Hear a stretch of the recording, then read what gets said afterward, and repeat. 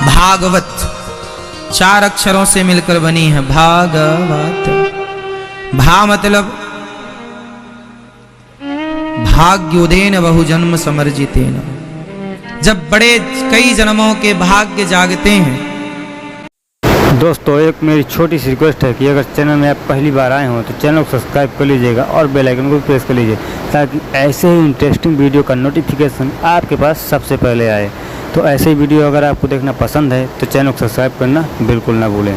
चलो सुनते हैं आगे अनिरुद्धाचार्य जी कैसे क्या बताते हैं भागवत कथा सुना करके उनके 10 फायदे, कि अगर वो 10 फायदे आप सुन लीजिएगा तो आप जीवन में कभी दुख नहीं पाओगे। तो चलो देखते हैं वो कौन से फायदे हैं जो अनिरुद्धाचार्य जी अपनी वाणी के द्वारा बताते हैं। कहते हैं जो भागवत श्रवण कर लेता है उनके जीवन के भा से भाग्य खुल जाते हैं। भा से भाग्य, भा से भाग्य, भाग गा मीन्स गुमान, गा के कहे थे गुमान मिट जाता है। जीवन में भागवत श्रवण करने वाले का अभिमान समाप्त हो जाता है। आपके अंदर यदि अभिमान है तो आपने भागवत नहीं सुनी, और अभिमान नहीं है तो आपने भागवत सुनी है। आम थोड़ा खट्टा है मतलब पका नहीं, पक गया होता तो वो क्या हो जाता, क्या हो जाता, वो मीठा हो जाता ना। जैसे आम यदि खट्टा है तो ये खट्टापन ये कह रहा है कि अभी ये कच्चा है। यदि आपके अंदर भी थोड़ी मोड़ी खटास है मतलब ये खटास कह रही है कि अभी आप कच्चे हैं। जब आप पक जाएंगे तब आपका स्वभाव मीठे आम की तरह मधुर हो जाएगा। ये मधुरता ही आपके स्वभाव की, आपकी वाणी की मधुरता ही ये दर्शाती है कि आप पक चुके हैं, परिपक्व भक्त हैं। कच्चे हैं मतलब खट्टे हैं। इसलिए कच्चे आम की क्या बनती है, जोर से चटनी। आपकी भी चटनी बन जाती है यदि आप कच्चे रह गए तो। महाराज हमारी चटनी बना दी। कौन पिसता है, सिल लोढ़ा से कौन पिसता है, कच्चा आम, पका आम नहीं पिसता। तो जो व्यक्ति मरने के पहले भी कच्चा ही रहा, इसलिए मरने के पहले तक पक जाना। पक के मरोगे तो चटनी नहीं बनेगी, और कच्चे ही मर गए तो नरक में तुम्हारी चटनी बनेगी। बहुत सही महाराज जी आपने बताया, मुझे बहुत अच्छा लगा आपकी बातें। ऐसे ही दोस्तों करिए। अगर आप कच्चे रह जाएंगे जैसे महाराज जी बता रहे हैं, अगर आप कच्चे रह जाएंगे तो आपको चटनी ऊपर ही बनेगी, नरक में आपकी चटनी बनेगी। अगर आप पक जाएंगे तो पके आम की चटनी कभी नहीं बनती। बड़े तर्क समझा रहे हैं महाराज जी, तो समझिए और उनका अमल करिए, उनको गौर करिए उनकी बातों को। अगर आप समझ गए ना तो ज़िंदगी में कोई भी दुख तकलीफ़ आपके जीवन में कभी नहीं आ सकती। तो वीडियो में और बने रहिए और देखिए क्या बता रहे हैं। पूरा वीडियो में बन रहोगे तो आपको पूरी जानकारी मिल जाएगी।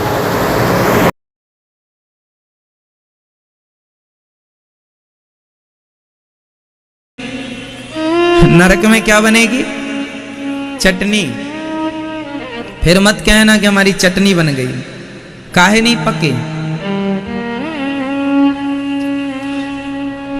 कच्चे आम और पक्के आम में कलर का भी अंतर होता है। कच्चे आम का रंग क्या होता है, क्या होता है, हरा, और पक्के आम का रंग पीला। कच्चा आम, कच्चा आम का मतलब है कि आपका रंग पहले कुछ और था, अब था तो कोई बात नहीं, पर अब थोड़ा पक जाए, आप पक जाएंगे तो आपका रंग बदल जाएगा।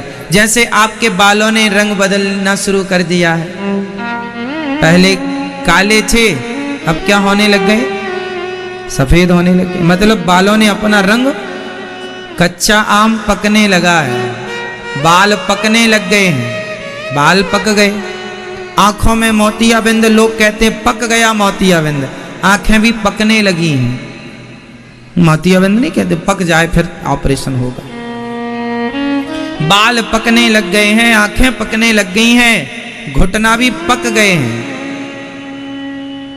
क्या हो गए? अब सारा शरीर पका पड़ा है। अब तुम्हारी बुद्धि और पक जाए तो काम बन जाए। पकी हुई बुद्धि वह है जिसका मन सदा के लिए भगवान के चरणों में लग जाए, समझ लो पक गया है। अभी भी पत्नी पुत्र बेटा बेटी याद आ रही है, मतलब अभी कच्चा है। तो बाल पक गए, आंख पक गई, शरीर पक गया, थोड़ा मन को पकाओ। क्या पकाना जरूरी है मेरी माँ? मैया क्या पकाओगी? मन। तो अभिमान रहित जीवन ही भक्तों का है। तो वा के कहे बल बुद्धि, भागवत जी बल और बुद्धि बढ़ाती हैं। और ताके कहे तकदीर, जो भागवत जी श्रवण करता है उसकी तकदीर लोक परलोक दोनों बदल जाते हैं, सवर जाते हैं। भागवत श्रवण करने से क्या होता है जरा समझिएगा। भागवत सुनने से क्या होगा? धीरे धीरे आपके कान में, कान के द्वारा ये शब्द जो अंदर जाएंगे हृदय में, भगवान कहां से प्रवेश करते हैं? प्रविष्टः कर्णरंध्रेण। भगवान जब भी अंदर प्रवेश करेंगे तो कानों से प्रवेश करेंगे। इसलिए कानों से कथा सुनी जाती है। कथा सुनने से लाभ क्या है महाराज जी? भागवत सुनने से क्या होता है? एक बात बताएं, सारा सब कुछ सुनने से ही होता। सब कुछ क्या होता है? सुनने से। आपको गुस्सा कब आता है? जब आप गालियां सुनते हैं। सुनना आया ना? जब आप गालियां सुनेंगे, अपना अपमान सुनेंगे तो गुस्सा आएगा। अच्छा, आप बहरे हैं और कोई आपको गालियां दे रहा है, आपको गुस्सा आएगा? तो पूरी फसाद की जड़ कौन है? कान। बोलो हाँ या ना? कानों से हम सब चीजें सुनते हैं। अच्छा सुनो, आप गालियां सुनते हैं तो क्या आता है? जोर से क्रोध, गुस्सा आया। अब दूसरा कनेक्शन बता दूं कान का। आप किसी स्त्री और किसी पुरुष के बारे में गंदी गंदी बातें करने लग जाएं तो सुनने से आपके अंदर काम वासना जागने लग जाएगी। हाँ या ना? सुनने से हो रहा ना सब। सुनने से क्रोध भी आया, सुनने से काम भी आया, काम क्रोध। और सुनने से अरे उनके पास बड़ी गाड़ी है, बड़ा बंगला है, बड़ा नाम है, बड़ी इज्जत है, तो आपके अंदर सुनने से क्या आया? जोर से बोलो मेरी मां। क्या आया? लोभ आया? आया? तो कान ही फसाद की जड़ है कि नहीं? कान ही काम जगाता है, कान ही लोभ जगाता है, कान ही क्रोध जगाता है। इसलिए कहता हूं, कानों से ही यदि आप भागवत सुनने लग जाएं, भगवान की चर्चा सुनने लग जाएं तो क्या बढ़ जाएगा? क्या आएगा? हाँ, क्या आएगा? कानों से गालियां सुनी तो क्या आया? क्रोध। कानों से धन दौलत के बारे में सुना तो क्या आया? लोभ। कानों से किसी स्त्री पुरुष की गंदी बातें करी सुनी तो क्या आया? काम। और कानों से कथा सुनेंगे तो क्या आएंगे? हृदय में राम आ जाएंगे, श्याम सुंदर, भक्ति आ जाएगी। प्रविष्टः कर्णरंध्रेण। तो कान से काम क्रोध लोभ भी प्रवेश करता है और कानों से भगवान भी प्रवेश करते हैं। अब आपको निर्णय करना है कि कानों को कहां लगाना। ये बिल्कुल प्रैक्टिकली हम बोल रहे हैं आपको। कोई किंतु परंतु हो तो आप पूछ लेना। कानों से ही जागती हैं चीजें। आप किसी के बारे में सुने ही ना तो कुछ नहीं है। सुनेंगे तो मन जाएगा, चंचल होगा। आप किसी स्त्री के बारे, अरे वो स्त्री बहुत सुंदर है, वो पुरुष बहुत सुंदर, जब आप उसके बारे में सुनेंगे तब मन वहां जाएगा, सुनेंगे नहीं तो मन कहते हैं चंचल है, पर मन भी इंद्रियों के अधीन होता है। यदि आंख देखे ना और कान सुने ना तो मन चंचल हो ही नहीं सकता। बोलो हाँ या ना? प्रैक्टिकल समझो। जो हम सुना रहे हैं, कथा नहीं सुनाएंगे कि अब सुन लिए, एक ध्रुव जी थे, एक प्रहलाद जी थे, उनको भगवान मिले, कथा खत्म। समझने की कथा होती है, समझो, और वो समझ करके उसे अप्लाई करना, चरितार्थ करना। ठीक है? तो कान से आपने सुना नहीं, अच्छा किसी को आपने देखा, रास्ते में आपको सोना ढेर सारा पड़ा हुआ दिख गया, तो दिखने से क्या आ गया? जोर से लोभ आ गया, अरे उठा ले क्या? तुरंत आप अपने आप से बातें करेंगे, उठाऊं कि नहीं उठाऊं, ये क्वेश्चन आएगा ना। फिर बाद में आपका निर्णय कि आप उठाएं ना उठाएं, वो बुद्धि का निर्णय चला जाएगा। लेकिन देखा किसने? आंखों ने। और देख करके तुरंत किसको सूचना दी आंखों ने?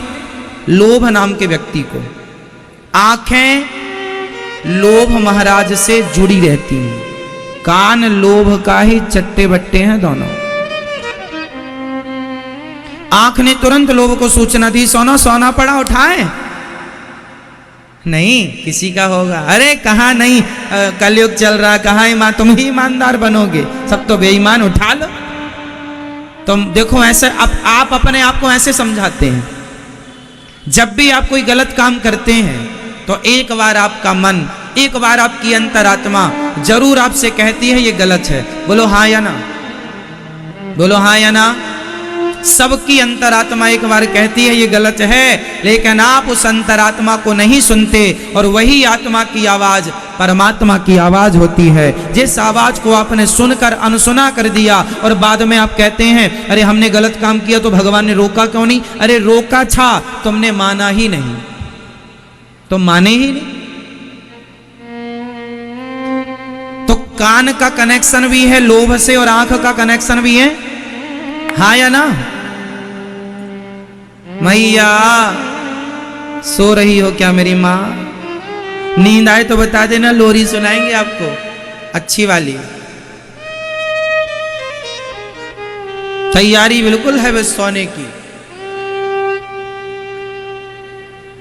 कब लटक जाए पता नहीं। अपने बगल वाले को देखना, सोए ना कोई, और सोए तो पर बता देना हमें जल्दी से, हम तुरंत लोरी स्टार्ट कर देंगे, है ना? आंख का कनेक्शन किससे है? इस धन को देखा आंख ने तो किसको सूचना दी? जोर से, लोभ को। और किसी सुंदर स्त्री और सुंदर पुरुष को देखा आंख ने तो किसको सूचना दी? काम को, वासना को। काम जगाती है ना आंख। सुंदर स्त्री दिखाई पड़ गई तो बार बार आदमी उसे देखता, सुंदर पुरुष दिखाई पड़ गया बार बार उसे देखता है। उसको देखकर उसके अंदर क्या जाग रहा है? काम। तो आंख ने किसको सूचना दे दी? धन को देखकर लोभ को सूचना दिया, और स्त्री पुरुष को देखकर काम को सूचना दे दी किसने? आंख ने। ये तुम्हारी आंख तुम्हारे साथ बहुत बड़ी गद्दारी कर रही है। बोलो हाँ।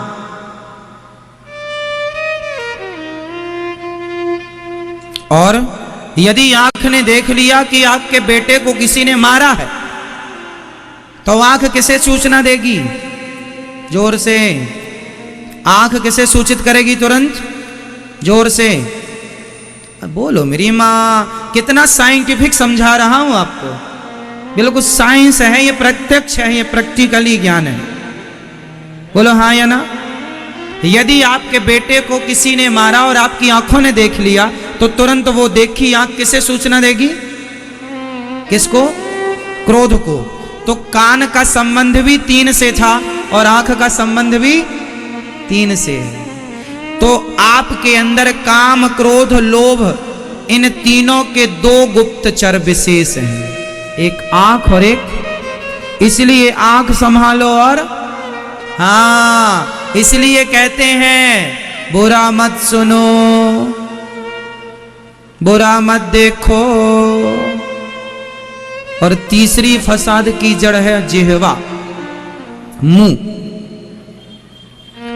आप जब बोलते हैं ना, कुछ भी बोल जाते हैं, इसलिए विचार करके बोला करो। शब्दों में बड़ी जान होती है, इन्हीं से आरती अरदास और अजान होती है। यही समुंदर के वह मोती हैं जिनसे इंसानों को पहचान होती है।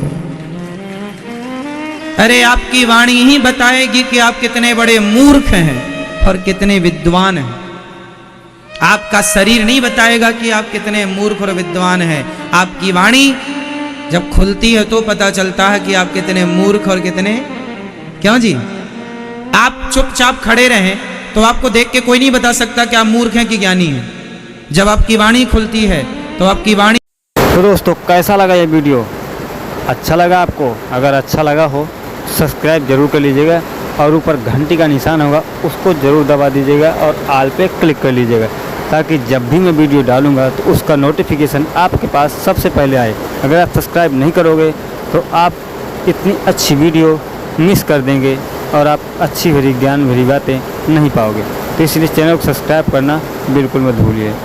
तो बने रहिए, फिर मिलते हैं एक और नेक्स्ट वीडियो में। तब तक के लिए बाय बाय।